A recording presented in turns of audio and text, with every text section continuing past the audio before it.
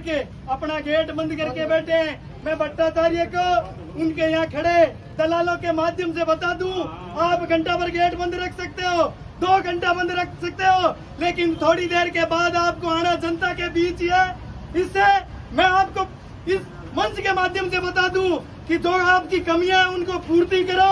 जो आप तानाशाही कर रहे हो और बीकानेर की जनता को लूटने का काम कर रहे हो, उसको तुरंत प्रभाव से बंद कर लो और यहाँ आकर बैठ के बीच में बात कर लो।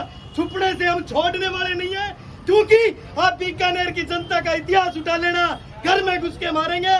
इससे अच्छा है आप बात कर लो।